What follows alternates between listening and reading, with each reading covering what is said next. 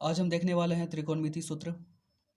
और ये त्रिकोणमिति सूत्र है बिहार बोर्ड का मैथ का क्लास का 8.1 है ये चैप्टर 8.1। अब इसको सॉल्व करने के लिए जो भी फार्मूले का ज़रूरत होगा वो फार्मूला हम यहाँ पे लिखेंगे और आपको याद करवा देंगे। ठीक है, बस आप वीडियो पूरा देखते रहिए बिना स्किप किए हुए वीडियो को। और इसमें हम 6-7 फार्मूले लिखेंगे जिसका इसमें ज़रूरत है 8.1 में। और वैसे 8वां चैप्टर में 8.1 भी है, 2 भी है, 8.3 भी है, 4 भी है। तो सबसे पहले हम 8.1 सॉल्व करेंगे और उसको सॉल्व करने के लिए जितने 6-7 फार्मूले लगेंगे सबको सबसे पहले देखेंगे और आपको याद करवा देंगे। बस तो लिखते हैं सबसे पहले फार्मूला, उसके बाद याद करवाएंगे। ये रहा सबसे पहला फार्मूला। ये हुआ साइन थीटा। साइन थीटा बराबर होता है लंब बटा कर्ण। दूसरा फार्मूला है कॉसेक थीटा। कॉसेक थीटा बराबर हो जाता है कर्ण बटा लंब। तीसरा फार्मूला है कॉस थीटा। कॉस थीटा बराबर है आधार बटा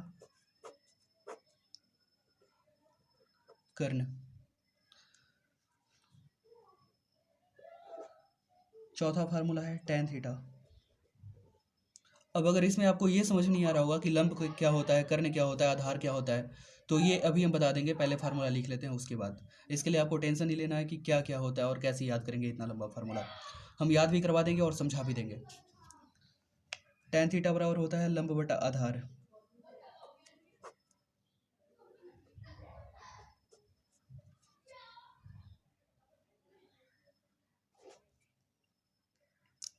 और कॉट थीटा बराबर होता है आधार बटा लंब।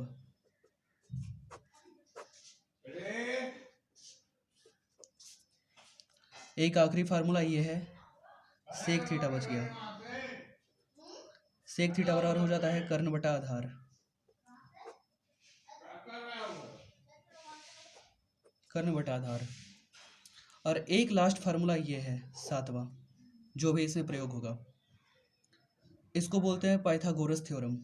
ठीक है, या हिंदी में पाइथागोरस प्रमेय।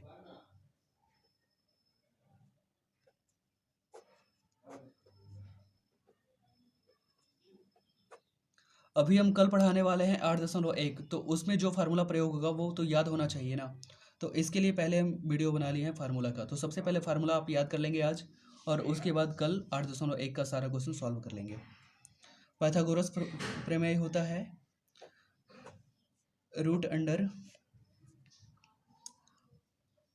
आधार का स्क्वायर। आधार को हम सिर्फ शॉर्ट में आ लिख रहे हैं, यहाँ पर जगह कम है इसलिए। और लंब को यहाँ पर हम सिर्फ लंब लिख रहे हैं, लंब का स्क्वायर बराबर होता है कर्ण। ठीक है, यही 7 फार्मूला है। अब रहा बात कि इसमें हम बोले थे कि लंब क्या होता है, कर्ण क्या होता है, आधार क्या होता है, ये पता नहीं है, तो ये अभी हम बताते हैं।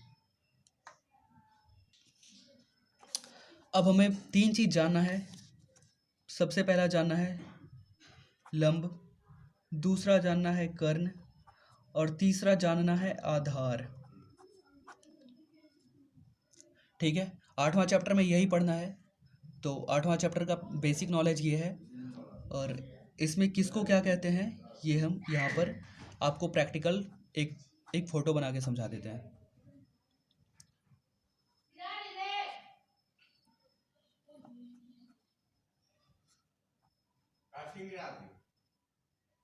ये एक समकोण त्रिभुज है जिसका एक कोण 90 डिग्री है। ये वाला एंगल इसका 90 डिग्री है। ठीक है, अब ये इसमें हो जाता है कर्ण। इसको कैसे याद रखेंगे, ये जो लाइन है तिरछा, ये हो जाता है कर्ण। तो इसको आप हमेशा याद रखेंगे, इसमें रटने का कोई ज़रूरत नहीं है। इसमें जब 8.1 का कल चैप्टर सॉल्व करेंगे, वीडियो डालेंगे इस पर, तो उसमें हम जब क्वेश्चन सॉल्व करेंगे तो आपको सिर्फ देख के ही याद हो जाएगा कर्ण कौन है, लंब कौन है, आधार कौन है। तो अभी सिर्फ इतना याद रखिए, जो तिरछा लाइन है, तिरछा लाइन या जो 90 डिग्री के सामने का जो साइड होता है, भुजा होता है, यहाँ पर 90 डिग्री का कोण बन रहा है, इसके सामने जो एक भुजा है इसको बोलेंगे कर्ण। इसको ऐसा भी याद रख सकते हैं कि 90 डिग्री के सामने वाला भुजा कर्ण होता है, या फिर ऐसे जब बोलना होगा तो, लेकिन अगर खुद अपने मन में याद रखना है या फिर एक आम बोलचाल की भाषा में बोलना है या याद रखना है, तो सिर्फ इतना ही याद रखिए कि जो तिरछा लाइन है वो कर्ण होता है, ठीक है। और जो सबसे नीचे पड़ा हुआ लेटा हुआ लाइन होता है, ठीक है, तो इसको बोलेंगे आधार। आधार। अब देखिए 3 चीज यहाँ पे लिखा होता है, लंब, कर्ण, आधार। अब कर्ण का तो हमें पता चल गया कर्ण कौन है, आधार का भी पता चल गया आधार कौन है। अब यहाँ पे 3 ही साइड है ना, 3 साइड में से इसके बारे में जान ही गए कि ये कर्ण है, इसके बारे में जान ही गए ये आधार है, तो ये जो बचेगा यही तो होगा लंब, ठीक है। अब रही बात कि ये लंब है, कभी कभी ऐसा हुआ त्रिभुज में कि ये भी लंब हो सकता है, ये भी लंब हो सकता है। ये लंब कब है, जब हम बात करेंगे, जब आपसे कोई बोलेगा कि एंगल ए के लिए लंब कौन है, तो आपको सिर्फ इतना ध्यान देना है, एंगल ए के सामने, एंगल ए के सामने जो भी भुजा होगा वो उसका लंब होगा। अगर आपसे कोई पूछेगा एंगल ए का लंब कौन है, तो ये बी सी, बी सी का जो लंबाई है, लेंथ है, ये बी सी ही एक साइड है जो ए का लंब है। अगर आपसे कोई पूछेगा सी का लंब कौन होगा, तो ए बी इसका लंब होगा, ठीक है। तो देखिए एक बार ये लंब हो रहा था, एक बार ये लंब हो रहा है, ठीक है। तो इसमें से लंब दो हो सकता है, कोई भी हो सकता है लंब, ठीक है। तो लंब, आधार, कर्ण तो जान गए। और ये कर्ण कभी चेंज नहीं हुआ, कर्ण ये है तिरछा लाइन, यानी 90 डिग्री के सामने वाला लाइन, भुजा, तो ये कर्ण हमेशा रहेगा, ये कभी बदलेगा नहीं। लेकिन लंब बदल सकता है। अगर आपसे पूछेगा सी का लंब कौन होगा, एंगल सी का लंब कौन होगा, तो एंगल सी के सामने जो भी भुजा होगा, यहाँ पर एंगल सी बन रहा है, एक इसके सामने का भुजा ए बी है, तो एंगल सी का लंब ए बी होगा। अगर आपसे कोई पूछेगा एंगल ए का लंब कौन होगा, तो एंगल ए के सामने कौन सा भुजा है, बी सी, तो एंगल ए का लंब होगा बी सी। बस आपको इतना परिचय हो गया लंब, आधार, कर्ण से। अब हम बोले थे फार्मूला कैसे याद रखें, जो पहले लिखे हैं 6-7 फार्मूला, तो इसको याद करने का तरीका ये हम बता रहे हैं। यहाँ पर आपको दिख रहा होगा एक से लेकर, एक से लेकर यहाँ 7 तक फार्मूला है, ठीक है। तो सातों में से हम सिर्फ 4 को याद रखेंगे, 3 को याद नहीं रखेंगे, क्योंकि 3 ऐसे ही याद हो जाएगा। यहाँ पर सबसे पहले गौर करिएगा आप, साइन थीटा लिखा हुआ है, साइन थीटा बराबर लंब बटा कर्ण लिखा हुआ है, ठीक है। साइन थीटा बराबर लंब बटा कर्ण लिखा हुआ है। फिर यहाँ पर देखिए कॉसेक थीटा है, कॉसेक थीटा में जस्ट इसके अपोजिट हो गया कर्ण बटा लंब। यहाँ दिया हुआ है लंब बटा कर्ण, यानी लंब ऊपर में है कर्ण नीचे में है। कॉसेक थीटा में कर्ण ऊपर में है लंब नीचे में है, यानी दोनों एक दूसरे के अपोजिट है। तो इसको ऐसे याद रखिए, कर्ण और लंब एक दूसरे के अपोजिट है। फिर देखिए दूसरा चीज, टेन थीटा, टेन थीटा में है लंब ऊपर आधार नीचे है। कॉट थीटा में देखिए आधार ही ऊपर है लंब नीचे है, यानी दोनों एक दूसरे के अपोजिट है। टेन थीटा बराबर है लंब बटा आधार, कॉट थीटा बराबर है आधार बटा लंब, दोनों एक दूसरे के अपोजिट है। तो इसमें से दोनों में से कोई एक याद रखेंगे, जैसे कॉट थीटा और आधार बटा लंब होता है, तो ये सिर्फ याद रखेंगे।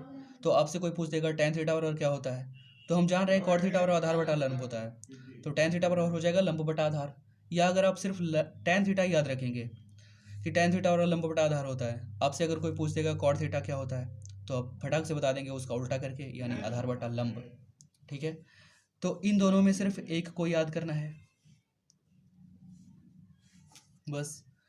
अब ये दोनों बच गया, एक बच गया कॉस थीटा और एक बच गया सेक थीटा, ये दोनों बच गया। इसमें भी आप गौर करिए, कॉस थीटा बराबर लिखा हुआ है आधार बटा कर्ण, ऊपर आधार है नीचे कर्ण है। सेक थीटा में देखिए, सेक थीटा बराबर कर्ण बटा आधार, यानी ऊपर में कर्ण है नीचे में आधार है, दोनों एक दूसरे का उल्टा है। फिर से देखिए, ऊपर आधार है इसमें, तो इसमें ऊपर कर्ण है, इसमें नीचे कर्ण है, तो इसमें नीचे आधार है, दोनों एक दूसरे का उल्टा है। तो इन दोनों में से सिर्फ आपको एक याद रखना है। तो आपको सिर्फ 3 फार्मूला याद रखना है, कोई सा भी 3। अब हम आपको बता देते हैं सुविधा के लिए, जो आपको आसान होगा याद करने में, वो आप पहला ही याद कर लीजिए, तो दूसरा आपको फ्री में ऐसे ही याद हो जाएगा। फिर अगर आप तीसरा याद करते हैं तो आपको छठा याद हो जाएगा, फिर आप चौथा याद करेंगे तो आपको पांचवा याद हो जाएगा। तो ये सिर्फ 3 फार्मूला आप याद रखें। अब एक रहा सातवां फार्मूला। तो सातवां फार्मूला तो आप बहुत इंपॉर्टेंट है, रटना पड़ेगा। ये एग्जामिनेशन में ऑब्जेक्टिव सवाल भी आता है कि पाइथागोरस प्रमेय बराबर क्या होता है। तो इन्हीं तीनों में से कभी कभी एक जगह बदल बदल के दे सकता है। कभी कर्ण की जगह पे आधार कर देगा, आधार की जगह पे लंब कर देगा, प्लस की जगह पे माइनस कर देगा, कभी रूट इधर है तो कभी इधर कर देगा। तो आप इसको रट लीजिए, ये एग्जामिनेशन के दृष्टि से बहुत महत्वपूर्ण है। ये एग्जामिनेशन में डायरेक्ट फार्मूला भी पूछा जाता है। तो आज के लिए सिर्फ इतना ही फार्मूला है जो 8.1 में काम आएगा। तो सबसे पहले हम कल 8.1 का स्टार्ट करेंगे, तो यही 7 फार्मूले लगेंगे उसमें। तो आप ही याद रख लीजिए ये 4 फार्मूला। सबसे पहले साइन थीटा, फिर कॉस थीटा, फिर टेन थीटा। इन तीनों को फार्मूले को याद रखिए, और एक सबसे लास्ट वाला पाइथागोरस प्रमेय, बस। उसके बाद कल 8.1 सॉल्व करने में कोई परेशानी नहीं होगी। और एक चीज़ हम आपको और बता देना चाहते हैं, ये जो फार्मूला है, तो फार्मूला के साथ साथ हम त्रिकोणमिति का सारा मान का भी याद करवा देंगे हम आपको। जैसे साइन थीटा बराबर होता है, साइन 30 डिग्री बराबर होता है 1/2, साइन 45 बराबर होता है 1/√2। तो आपको सारे फार्मूले का सारे मान भी हम आपको याद करवा देंगे। और एक बात और है कि जो भी हम यहाँ पे चैप्टर में क्वेश्चन दिया हुआ है 8.1 में, सब्जेक्टिव सवाल है। और एग्जामिनेशन में आजकल ऑब्जेक्टिव का नंबर्स बढ़ता जा रहा है, मतलब नंबर ऑफ ऑब्जेक्टिव क्वेश्चन बढ़ता जा रहा है। बहुत सारे ऑब्जेक्टिव क्वेश्चन पूछे जा रहे हैं, 50-60 नंबर के ऑब्जेक्टिव। तो ऑब्जेक्टिव का भी हम यहाँ पे वीडियो बना के अपलोड करेंगे, और ऑब्जेक्टिव को इस तरह से बताएंगे जहाँ पे सॉल्व करने में आपको बहुत ही कम टाइम लगेगा, बहुत कम समय में आप जल्दी से सॉल्व कर लेंगे। और एक्यूरेसी 100%, यानी कभी गलत हो ही नहीं सकता है। तो हम वीडियो अपलोड करेंगे, लेकिन उसके पहले हम सब्जेक्टिव पहले बता देते हैं, उसके बाद ऑब्जेक्टिव पे आएंगे, फिर उसके बाद सॉर्ट करेंगे उसको। मतलब कम समय में आप जल्दी से क्वेश्चन को बना सकते हैं, वो तरीका हम यहाँ पे बताएंगे। तो वीडियो आपसे मिस ना हो, ये वीडियो आप ज़रूर देख लीजिए। और इसके लिए, वीडियो को देखने के लिए सबसे पहले आपको चैनल को सब्सक्राइब करना पड़ेगा, ताकि जैसे हम वीडियो डालेंगे आपको पता चल जाएगा, नोटिफिकेशन आपको मिल जाएगा और वीडियो को पूरा देख लेंगे। तो अगर वीडियो आज का पसंद आया आपको, फार्मूला 7 फार्मूला में से 4 फार्मूला हम आपको बोले याद करने के लिए, बाकी 3 आपको ऐसे ही याद हो जाएगा। तो ये एक बहुत बड़ा चीज़ है, क्योंकि 7 याद करने में ज़्यादा टाइम लगेगा, लेकिन 3 याद करने में उतना टाइम नहीं लगेगा। तो ये ज़रूरी है, तो लाइक करिए, बस हो गया।